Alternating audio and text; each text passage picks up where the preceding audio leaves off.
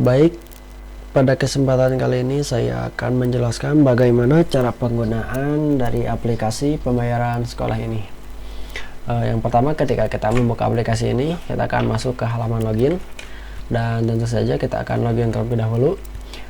Untuk URL di sini, kita akan login sebagai admin. Nah, setelah kita berhasil masuk ke dalam aplikasi, kita akan masuk ke halaman dashboard.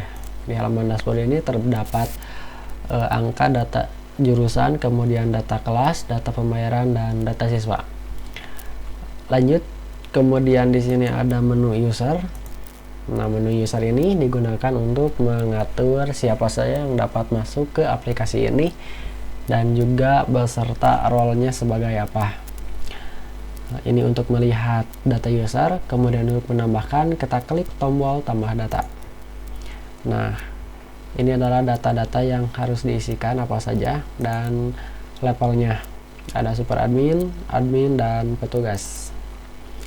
Kemudian di sini ada tombol untuk mengubah data bila ada data yang salah seperti telepon, email, alamat, nama user, dan lainnya.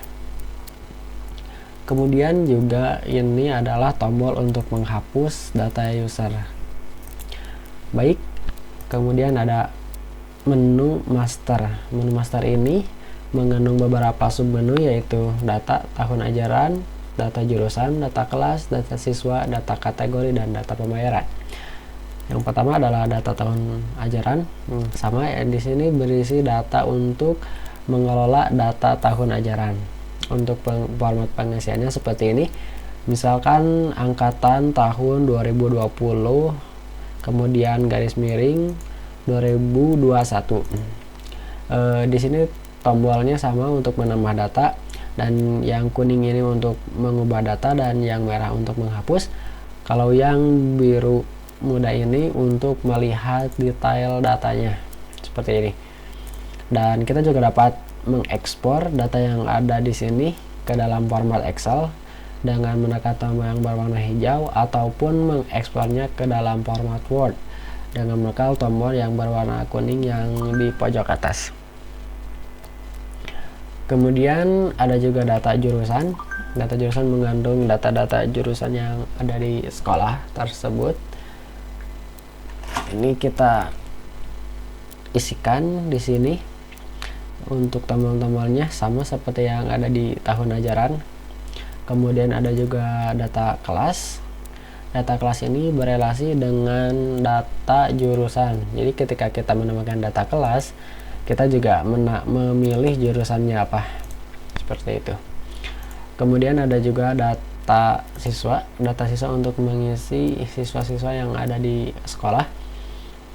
Untuk tombolnya ini sama, tetapi di sini ada tombol tambahan, yaitu import Excel. Nah, import Excel ini digunakan untuk menambahkan data siswa secara banyak atau secara batch. Jadi yang pertama ini kita harus mendownload template-nya terlebih dahulu. Nah, kita coba download, kemudian kita buka. Nah, untuk formatnya di sini ada jurusannya apa, kemudian kelasnya apa, NIS, nama siswa, kemudian tanggal lahir, dan ini formatnya tahun, bulan, kemudian ini untuk hari, dan juga jenis kelamin. Untuk pengisiannya ini antara L atau P, dan tahun ajaran setelah barcode. Ini opsionalnya, tidak harus diisikan. Kemudian setelah kita mengisi data yang ada di Excel ini, kita dapat langsung memilih. Nah, memilihnya di sini di file Excel. Kita pilih file Excel yang telah tadi kita edit, yang template siswa. Kita open, kemudian kita submit. Nah, nanti datanya akan langsung terisi otomatis di sini. Baik. Kemudian ada juga data kategori. Nah, untuk data kategori ini merupakan nama-nama kategori dari jenis-jenis pembayaran. Untuk contoh di sini ada kategori untuk uji kompetensi. Kemudian ada juga data pembayaran. Nah, data pembayaran ini mengandung nominal untuk jenis pembayaran, dan juga untuk jurusannya apa, tahun ajaran yang berapa. Jadi nanti diisikannya di data pembayaran ini. Kemudian untuk melakukan transaksi, kita masuk ke menu transaksi. Nah, di menu transaksi ini terdapat 3 submenu. Yang pertama, metode pembayaran. Metode pembayaran ini adalah data untuk menyimpan nomor rekening yang nantinya bila siswa ingin melakukan transaksi non tunai. Nah, nanti siswa itu akan mengirim sejumlah uangnya ke rekening yang ada di sini. Kemudian data transaksi. Nah, data transaksi ini adalah data siswa yang telah melakukan transaksi.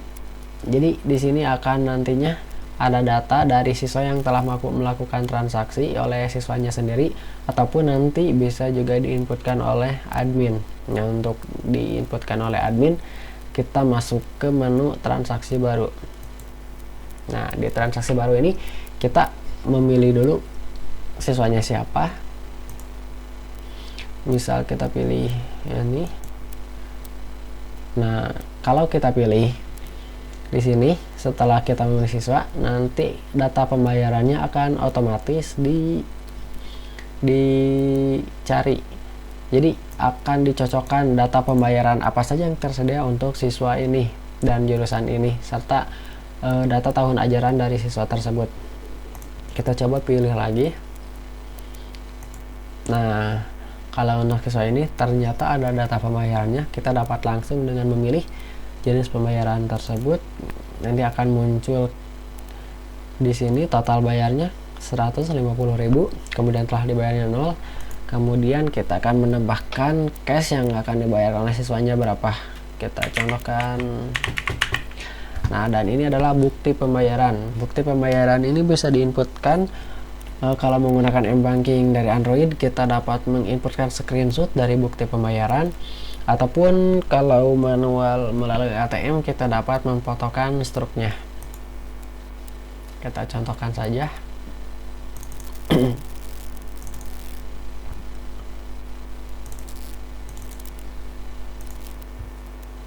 Nah, ini adalah data transaksi yang telah kita berhasil inputkan.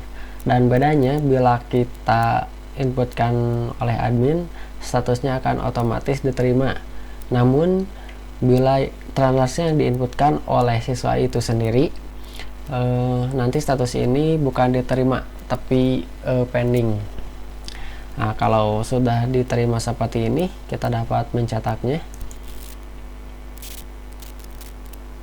Nah, untuk mencetak faktur pembayaran, kita akan mendapatkan sebuah file PDF, dan ini berisi invoice dari bukti pembayaran siswa untuk data siswanya, kemudian jenis pembayaran yang dibayarkan, dan jumlah nominal, seperti itu. Kemudian kita coba hapuskan. Nah, dan ini juga adalah tombol untuk mengekspornya ke dalam format Excel dan juga Word.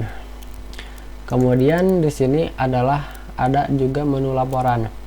Laporan transaksi ini berisi laporan-laporan dari transaksi siswa yang dibagi, ada per siswa, kemudian ada juga per kelas dan juga per jurusan. Untuk per siswanya nanti dipilih dulu kategorinya apa, kemudian kelasnya kelas berapa. Nah, nanti akan ada data-data siswa yang sudah bayar di sini. Dan kolomnya adalah nomor, nama siswa, NIS, jenis kelamin, jumlah yang dibayarkan, sisa bayar, dan status. Kemudian kita juga dapat mengekspornya ke dalam format Excel. Seperti itu. Dan juga ini untuk laporan per kelas. Laporan per kelas ini kita hanya memilih kategorinya saja. Di sini sudah ada uji kompetensi untuk jenis pembayaran, dan kayak perangkat lunak ini untuk nama jurusannya dan tahun ajarannya. Nah, nanti akan muncul di sini per kelasnya. Jadi kelas berapa, telah bayarnya berapa, sisa bayar, jumlah siswa dalam kelas tersebut, jumlah siswa yang telah bayar, dan jumlah siswa yang belum bayar. Kemudian terakhir ada laporan per jurusan. Laporan per jurusan ini berisi sama, kita pilih dulu kategorinya dan tahun ajarannya. Nah, nanti ini ada ini kolom nama jurusan, kemudian nominal dan jumlah kelas di jurusan tersebut, dan jumlah siswa yang harus dibayarkan berapa, kemudian ada telah dibayarnya berapa, dan sisa bayar yang nanti harus dibayarkan oleh jurusan tersebutnya berapa, seperti itu. Kemudian ada juga menu profil saya. Profil saya ini berisi tentang data untuk mengisi informasi yang sedang login. Di sini yang sedang login itu kita ya, kita login sebagai admin, dan kita dapat mengubah namanya, kemudian jenis kelamin, alamat, telepon, dan email. Email ini digunakan untuk login yang tadi. Kemudian juga kita dapat mengubah gambarnya yang di sini. Nah, seperti itu, kita tinggal pilih aja gambarnya. Kemudian untuk mengubah password kita masuk ke tab yang 3.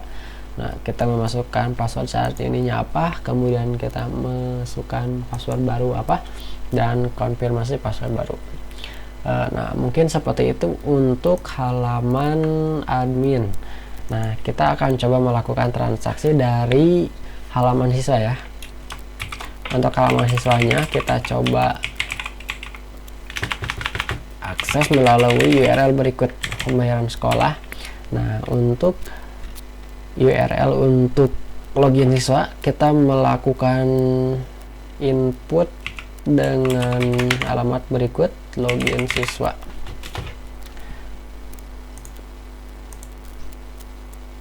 Nah, untuk login siswa ini kita memasukkan NIS dan password. Kita coba masukkan NIS yang ada di sini. Nah, ini kita coba masukkan ini, dan password siswa tersebut. Untuk password ini ada di sini ya, di password. Nah, untuk kan ini untuk mengubah, jadi untuk mengubah siswa ini tidak akan tampil passwordnya, tetapi jika kita ingin mengubah, kita tinggal langsung mengisinya. Namun jika tidak ingin mengubahnya, kita tinggal dikosongkan saja. Baik, kita lanjut login. Nah, setelah kita login sebagai siswa, di sini ada nama siswanya. Kemudian untuk halaman dashboardnya, di sini ada informasi keterangan dari siswanya tersebut. Kemudian informasi bank pengirim. Nah, informasi bank pengirim ini nantinya digunakan ketika kita ingin melakukan transaksi non tunai, dan ini adalah informasi dari bank yang nantinya kita kirimkan. Seperti itu, kita dapat mengubahnya dengan menekan tombol ubah. Nah, kita isikan nama banknya, kemudian atas nama dan nomor rekeningnya. Dan ini wajib diisi ya, jadi tidak boleh dikosongkan. Kemudian untuk melakukan transaksi pembayaran, kita masuk ke menu transaksi dan transaksi baru. Nah, untuk transaksi baru kita langsung melihat daftar transaksi yang tersedia untuk siswa tersebut, untuk jurusan dari siswa tersebut, dan tahun ajaran dari siswa tersebut. Kita coba pilih yang jenis pembayaran uji kompetensi, kita bayar. Nah, setelah kita masuk ke halaman bayar, kita dipilihkan antara dua jenis transaksi, yaitu tunai dan non tunai. Nah, untuk tunai yang di sini adalah keterangan langkah-langkah bagaimana melakukan transaksi non tunai. Kemudian di sini ada transaksi non tunainya. Nah, kita akan coba yang ini. Yang pertama, pastikan informasi pengirim sudah terisi. Kita dapat mengubahnya melalui link berikut. Yang tadi telah kita isi ya, yang di dashboard yang di sini.